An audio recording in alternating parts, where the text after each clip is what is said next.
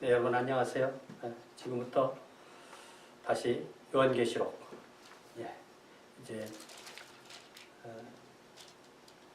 아시아 속주의 7교회 중에서 마지막 라오디게아 교회에 보내는 주님의 말씀을 공부하는 시간입니다.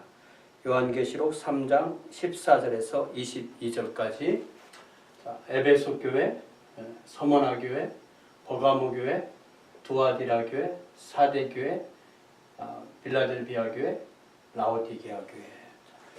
이 라오디게아라는 말은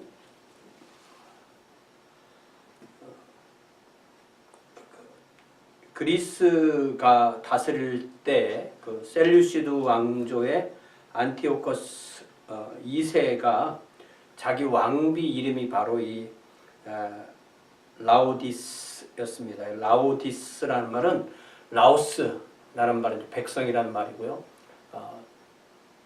디케에서 디케하면 그것이 이제 의라는 말이잖아요. 정의. 그래서 라오디케 이렇게 하면 그게 백성의 정의 이렇게 의미가 됩니다.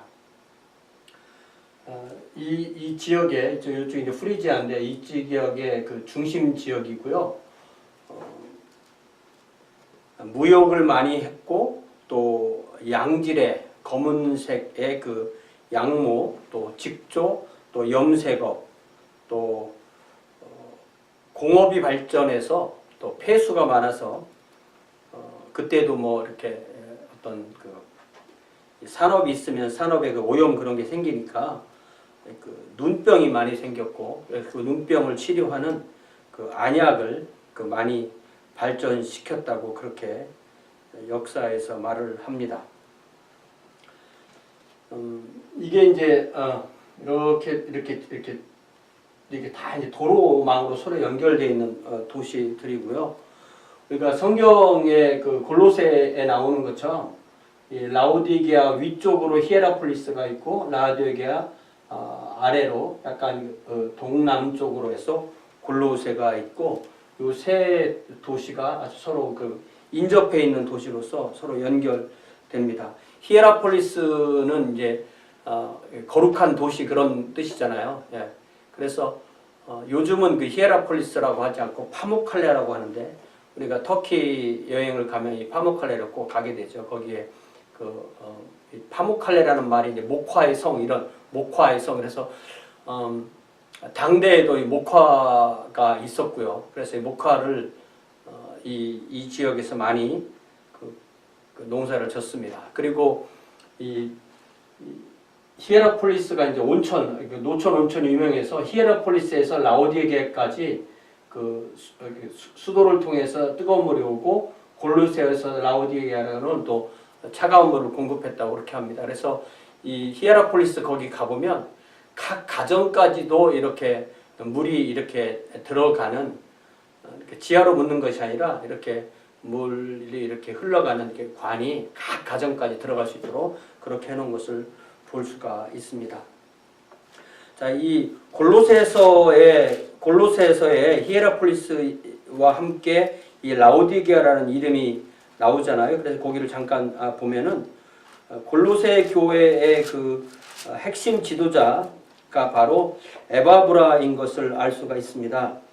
자, 이 골로새 1장 7절에 보니까 이와 같이 우리와 함께 종된 사랑하는 에바브라에게 너희가 배웠나니 그는 너희를 위한 그리스도의 신실한 일꾼이요 성령 안에서 너희 사랑을 우리에게 알린 자니라. 이 골로새 교회는 사도 바울이 직접 개척했다는 그런 증거가 없는 그런 교회잖아요. 그런데 사도 바울이 그곳에 편지를 보냈다는 것은 사도 바울이 에베소에서 제3차 선교 여행 때 세운 두라노선에서 세운 지도자 중에 한 명이 바로 에바브라고 에바브라가 이 골로새 교회 또 히에라폴리스 교회 라오디게 교회 등을 그렇게 개척한 것이라고 그렇게 우리가 충분히 추정해 볼 수가 있습니다.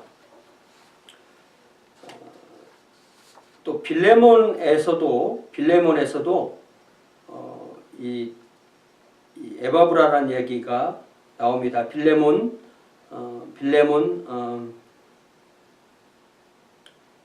빌레몬에 보면은 23절에 그리스도 예수 안에서 나와 함께 갇힌 자 에바브라 이렇게 되니까 빌레몬서와 이 골로새서 이렇게 서로 연결되어 있다는 걸 알 수가 있죠. 그래서 여기 빌레몬이라는 사람이 또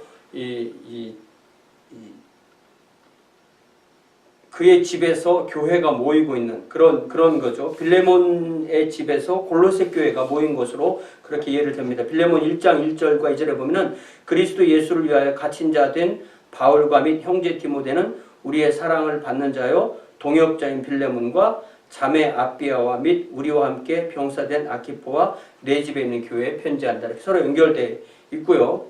다시 골로새 2장 1절로 다시 돌아와 보면 내가 너희와 라오디게아에 있는 자들과 무릇 내 육신의 얼굴을 보지 못한 자들을 위하여 얼마나 힘쓰는지를 너희가 알기를 원한다. 그러니까 사도 바울을 직접 만나지 않았지만 이 에바브라나 이런 사람들의 말을 통해서 사도 바울에 대해서 얘기를 듣고 그를 위해 기도하고 있다는 사실을 우리가 이해할 수가 있죠. 그리고 이 세 교회에 대한 정보가 이렇게 많이 함께 나오는 데가 골로새가 끝마쳐지는 4장 부분이죠. 4장 12절부터 보면 그리스도 예수의 종인 너희에게서 온 에바브라가, 그러니까 에바브라가 지금 로마에 있는 사도 바울을 신방하고 있다는 것을 알 수 있죠. 에바브라가 너희에게 문안하느니라. 그가 항상 너희를 위하여 애써 기도하여 너희로 하나님의 모든 뜻 가운데서 완전하고 확신 있게 서기를 구하나니.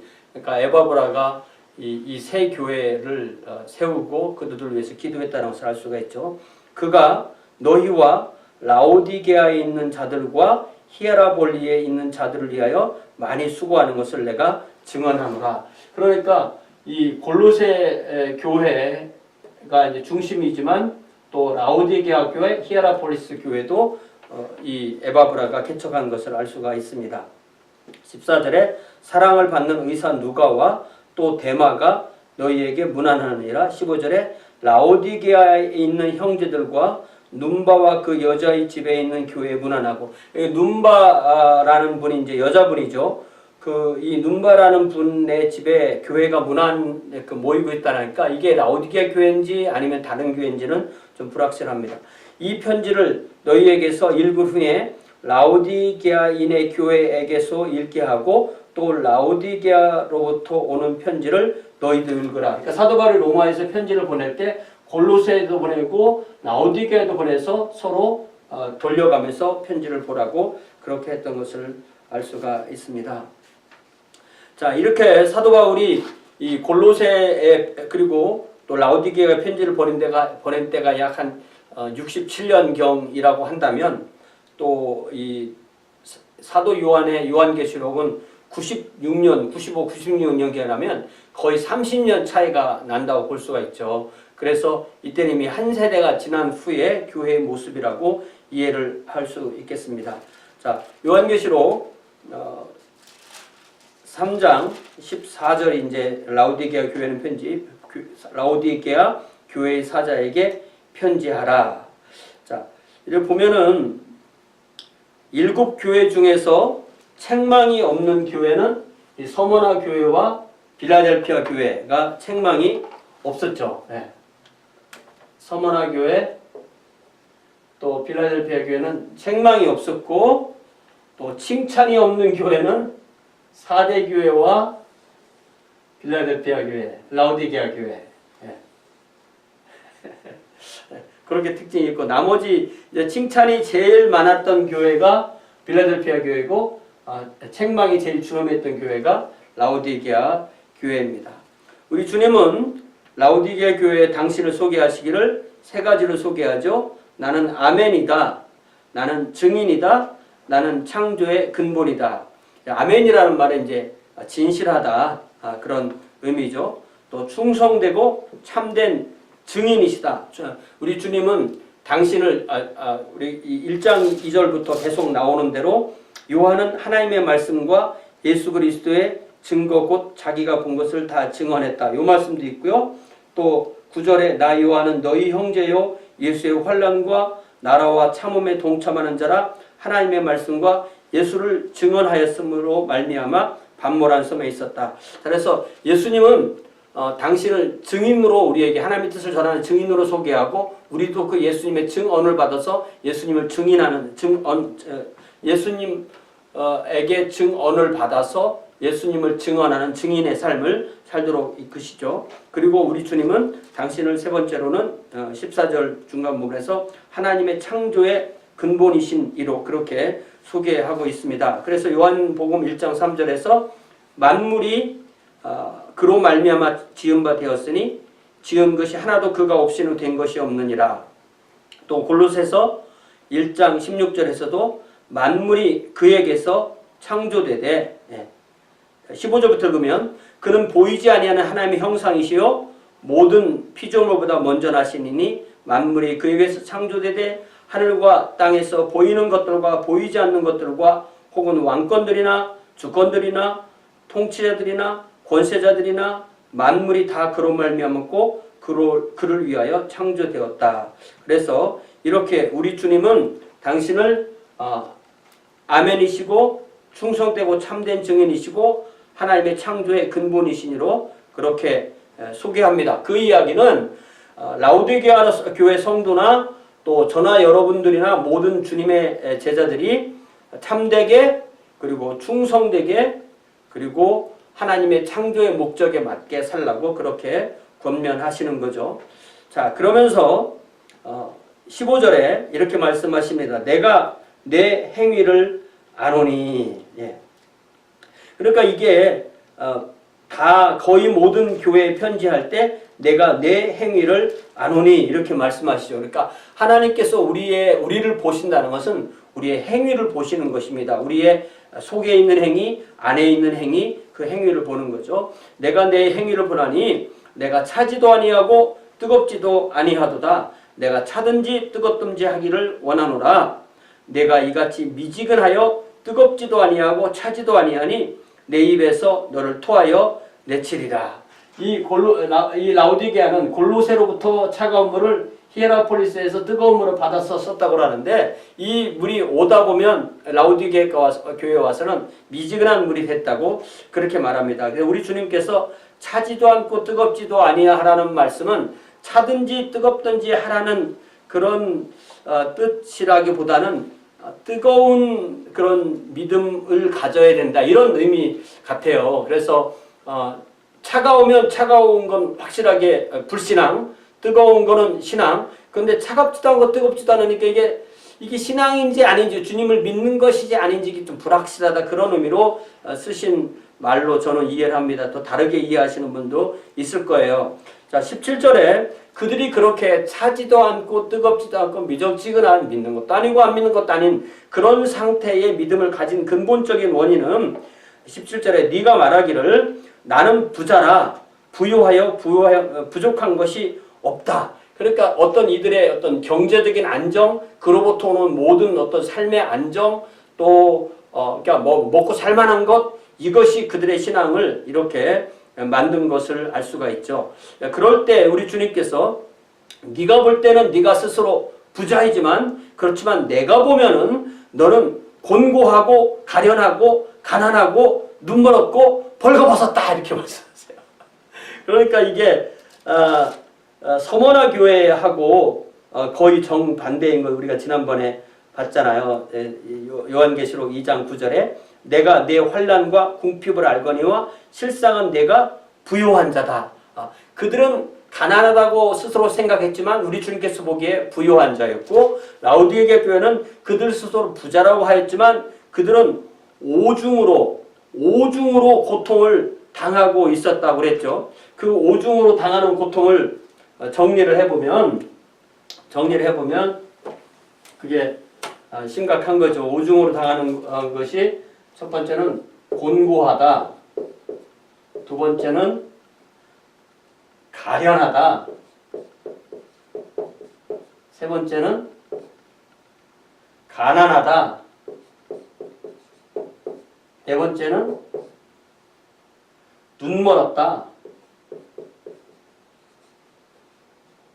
그리고 다섯 번째는 벌거벗었다. 그러니까 이게 다 영적인 표현이죠. 다 영적으로 이렇다는 겁니다. 곤고하고 가난하고 눈멀고 병들었다. 영적으로 거지이고 고아이고 병자이고 집이 없고 볼 수 없고 그런 것입니다. 그러니까 우리 자신이 우리에게 대해서 생각하는 것이 중요한 게 아니라 주님께서 우리에 대해서 뭐라고 하시나 이게 참으로 중요한 겁니다. 이런 면에서 영적인 것에 역설이 있어요. 먹고 살만하면 주님을 덜 찾는 그런 면이 있다는 것입니다. 주님께서는 그래서 오히려 먹고 살만한 사람은 가난한 사람이고 가난한 사람이 부자라고 말씀하시죠. 굶주리는 자는 배부를 것이라고 배부른 자들은 오히려 헐벗었다고 말씀하시죠. 요한복음 9장에서도 나면서부터 소경된 사람을 고쳐주신 후에 바리새인들과 함께 대화하는 중에서 9장 39절부터 보니까 예수께서 이르시되 내가 심판하러 이 세상에 왔으니 보지 못하는 자들은 보게 하고 보는 자들은 맹인이 되게 하려 함이라 하시니 바리새인 중에 예수와 함께 있던 자들이 이 말씀을 듣고 이르되 우리도 맹인인가? 41절에 예수께서 말씀하시되 너희가 맹인이 되었다면 죄가 없었으려니와 본다고 하니 너희 죄가 그대로 있다. 이렇게 말씀하십니다. 이런 영적 역설을 이해한다면 우리는 늘 주님 앞에 겸손한 자세, 또 죄인임을 고백하고 교만한 자임을 고백하고 주님과 동행해야만 한다는 것을 고백하는 것이 필요합니다. 그래서 우리 주님께서 18절에 이제 해결책을 주시는데 우리 주님께서는 세 가지 해결책을 주십니다. 내가 너를 권하노니 나에게서 불로 연단한 금을 사서 부요하게 하고 흰 옷을 사서 입어 벌거벗은 수치를 보지 않게 하고 안약을 사서 눈에 발라 보게 하라. 이 라오디게아가 이 안약이 유명했잖아요. 그래서 그 말씀을 하시는 겁니다. 그래서 곤고하고 가련하고 가난한 사람들은 주님께서 사신 금으로 부요해져라. 눈먼 사람은 주님께 안약을 사라. 벌거벗은 사람은 주님께 흰 옷을 사라. 이렇게 말씀하시는 거죠. 자, 그래서 그럼 우리가 살려면 돈이 있어야 되는데 어떻게 해야 되나 이런 고민이 되겠지만 우리가 이사야 55장에 나오는 그 유명한 말씀을 보면 우리는 돈으로 주님께 나아가는 것이 아니라 주님을 신뢰하는 마음, 주님을 믿는 마음으로 나가는 거죠. 그래서 이사야 55장에 나오는 그 유명한 말씀을 같이 한번 읽어보겠습니다. 이사야 55장 1절에서 오호라 너희 모든 목마른 자들아 물로 나아오라. 돈 없는 자도 오라. 너희는 와서 사 먹되 돈 없이 값 없이 와서 포도주와 젖을 사라. 이렇게 말씀하셨죠. 우리 주님께 나아가는 사람은 돈으로 나가는 것이 아니라 주님을 믿는 믿음으로 나가는 거죠. 이것이 바로 은혜입니다. 이렇게 보면 우리 주님이 우리에게 요구하시는 것은 주님께서 우리에게 모든 걸 다 주시고 우리가 주님께 나아갈 때 우리 자신을 주님께 헌신하는 것을 요구하시는 거예요. 그래서 우리는 어떤 사람들은 주님께서 모든 것을 다 주시기 때문에 나는 그냥 공짜로 받으니까 나는 공짜로 받고 내 마음대로 살면 되겠네 이렇게 생각하지만 절대로 주님의 은혜를 받은 사람은 그런 자세로 주님께 나갈 수가 없습니다. 이렇게 주님의 복음을 값싼 복음으로 그렇게 이해하는 것은 성경이 말하는 복음과 거의 정반대입니다. 값싼 복음은 우리를 향하신 주님의 생명의 십자가를 무시하는 거고 진정한 은혜는 우리의 삶과 인격과 생애와 마음과 가진 모든 것을 다해서 정성으로 열심으로 진실함으로 충성함으로 주님의 십자가와 사랑에 부응하려는 태도를 만들어내는 것이 바로 진정한 복음을 받은 사람의 자세입니다. 그래서 마태복음 13장 44절, 45절, 46절에 나오는 그 유명한 말씀 천국은 마치 밭에 감추인 보화와 같으니 사람이 이를 발견한 후 숨겨두고 기뻐하여 돌아가서 자기의 소유를 다 팔아 그 밭을 샀느니라. 또 천국은 마치 좋은 진주를 구하는 장사와 같으니 극히 값진 진주 하나를 만남에 가서 자기의 소유를 다 팔아서 그 진주를 샀느니라. 이게 결국 뭐냐면 우리가 주님의 사랑을 받았을 때는 자연스러운 반응이 우리의 모든 것을 주님께 다시 드리는 것으로 나타난다는 거죠. 그래서 우리가 이 시점에서 제가 여러분이 다 아시지만 2차 세계대전 그리고 히틀러의 치하에서 활동하셨던 디트리 보네포 목사님은 1906년에 태어나서 45년에 돌아가셨죠. 그러니까 39세에 돌아가신 거예요. 불과 히틀러가 항복하고 자살하기 불과 2주 전에 이제 사형을 당했는데 그분이 이 제자도 진정한 제자도와 값싼 복음에 대해서 써놓은 그 유명한 글을 제가 한번 여러분과 같이 읽겠습니다. 자, The Cost of Discipleship 이런 제목으로 Cheap grace is grace without discipleship, grace without the cross, grace without Jesus Christ, living and incarnate. 값싼 복음은 제자도 없는 은혜이며 십자가 없는 은혜이며 살아계시고 성육신하시는 예수 그리스도가 없는 은혜이다. Costly grace is the treasure hidden in the field. For the sake of it, a man will gladly go and sell all that he has. It is the pearl of great price to buy which the merchant will sell all his goods. 값비싼 은혜는 밭에 감추인 보화이다. 이 보화를 얻기 위하여 한 사람은 기쁨으로 돌아와서 가지고 있는 모든 것을 파는 것이다. 그것은 대단히 비싼 진주를 사기 위하여 장사가 자기가 가지고 있는 모든 것을 파는 것이다. It is the kingly rule of Christ, for whose sake a man will plug out the eye which causes him to stumble. It is the call of Jesus Christ at which the disciple leaves his nest and follows him. 이것은 왕이신 예수 그리스도의 법칙인데 그것을 위하여 사람은 자신을 실족하게 하는 눈을 파내어야만 할 것이다. 그것은 예수 그리스도의 부르심인데 그 부름을 위하여 제자는 그의 그물을 버려두고 주님을 따른다. Costly grace is the gospel which must be sought again and again, the gift which must be asked for, the door at which a man must knock. 값비싼 은혜는 계속 구해져야 되고 구해져야만 하는 복음이며 간절히 요구해야만 하는 은혜이고 반드시 두드려야 하는 문이다. Such grace is costly because it calls us to follow, and it is the grace because it calls us to follow Jesus Christ. 그러한 은혜는 값비싼 것인데 왜냐하면 그것은 우리에게 따르라고 요구하기 때문이다. 그것은 우리에게 예수 그리스도를 따르라고 부르는 은혜이다. It is costly because it costs a man his life, and it is grace because it gives a man the only true life. 그것은 값비싼데 왜냐하면 사람이 그 생명으로 치러야 하는 것이기 때문이며 그것은 은혜인데 왜냐하면 사람에게 오직 진실한 생명을 주는 것이기 때문이다. It is costly because it condemns sin, the grace because it justifies the sinner. Above all, it is costly because it cost God the life of His Son. You were bought at a price, and what has cost God most cannot be cheap for us.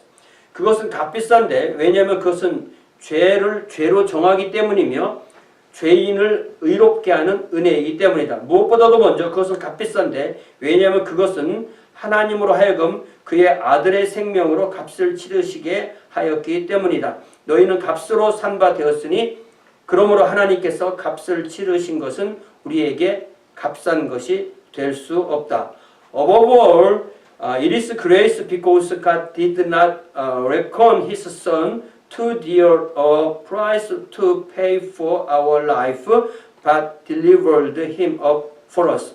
무엇보다도 먼저 그것은 은혜인데 왜냐하면 하나님께서 우리의 생명을 위하여 그의 아들의 가치를 아까워하지 않으시고 우리를 위하여 내어주셨기 때문이다.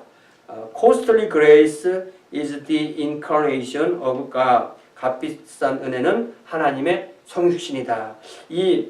그래서 우리가 주님을 따르는 데 있어서 우리가 성도로 따르던 신학을 공부하면서 따르든 아니면 목회자로 따르던 간에 그게 중요한 게 아니고 중요한 것은 우리가 어떻게 이 값비싼 은혜를 이 싸구려 복음으로 전락시키지 않는가.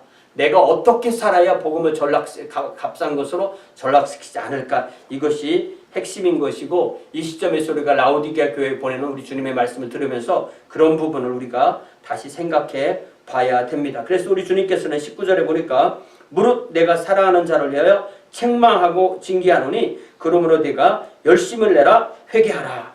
그러니까 주님께서 우리에게 어떤 사랑 때문에 책망을 하시는데 히브리서 12장 말씀에 이 책망이 없으면 우리가 사생하여 친아들이 아니라고 하였잖아요. 그러니까 주님의 말씀으로 책망을 받고 또 그래서 우리가 다시 열심을 내고 또 회개하고 그렇게 가는 것이 주님의 자녀가 가는 길입니다. 이제 20절에 보니까 볼지어다 내가 문 밖에 서서 두드리노니 누구든지 내 음성을 듣고 문을 열면 내가 그에게로 들어가 그로 더불어 먹고 그는 나로 더불어 먹으리라. 주님께서는 이 라오디게아 성도들 이 차지도 않고 뜨겁지도 않은 어떻게 보면 이게 정말 성도인가 하는 그 사람들을 포기하지 않으시고 라오디게아 성도들 한 사람 한 사람에게 주님을 받아들이라고 주님을 마음에 받아들이고 주님과 교제하자고 나에게 오라 하시지 않고 내가 너희들에게 들어가겠다 이렇게 말씀하시면서 그들을 하고 교제를 합니다. 그 유명한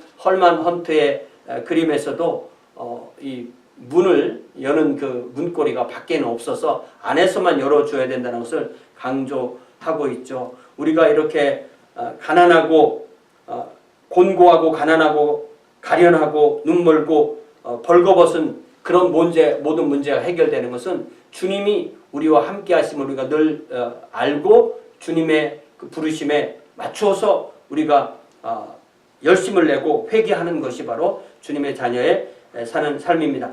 21절에 이제 약속이 나오죠. 이기는 그에게는 내가 내 보좌에 함께 앉게 하여 주기를 내가 이기고 아버지 보좌에 함께 앉은 것과 같이 하리라.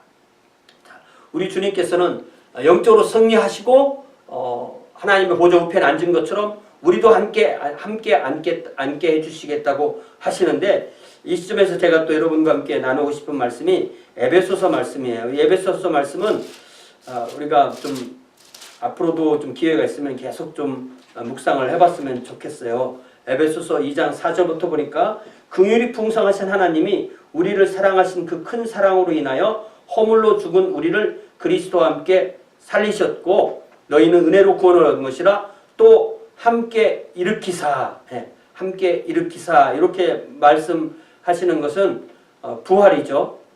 그리스도 예수 안에서 함께 하늘에 앉히신다. 예수님의 부활에 우리가 함께 부활하고 예수님의 어떤 그 승천과 하나님 보좌 우편에 앉으신 것에 우리가 함께 앉는 거죠. 그러니까 이게 왜 중요한 거냐면은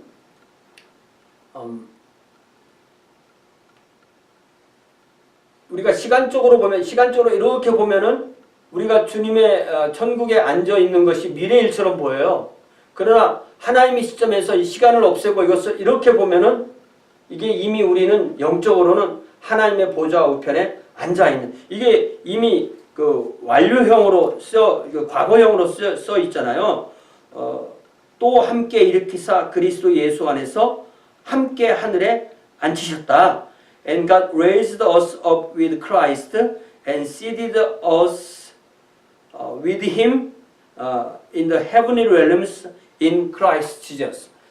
그렇기 때문에 이것이 바로 우리의 영적인 어떤 그 위치라고 할 수가 있어요. 그래서 우리는 미래의 제사장이고 미래의 왕이 아니고 현재의 제사장이고 현재의 왕이라는 사실을 기억할 때 우리 주님을 값싼 신앙의 대상으로 그렇게 생각하지 않고 우리의 전 생애를 들여서 따르는 그러한 주님으로 우리에게 바른 신앙으로 우리를 돌려주시는 것을 우리가 체험하면 좋겠습니다. 자, 마지막으로 22절에 귀 있는 자는 성령이 교회들에게 하시는 말씀을 들을지어다. 자, 우리가 이 말씀이 우리의 말씀이 되게 하는 가장 중요한 것이 바로 이 라오디게아 교회에 주시는 이 책망의 말씀, 또 격려의 말씀, 또 이 엄한 꾸짖음의 말씀이 바로 나와 또 우리에게 오늘 여기서 주시는 말씀으로 받고 듣고 그렇게 적용할 때 우리가 주님의 자리에 함께 앉는 그런 영광도 임하게 되는 줄로 믿습니다. 이렇게 해서 요한계시록 1장, 2장, 3장이 다 맞춰졌고요. 이제 다음 주부터는 4장 또 하도록 그렇게 하겠습니다. 감사합니다. 여러분 또 뵙겠습니다.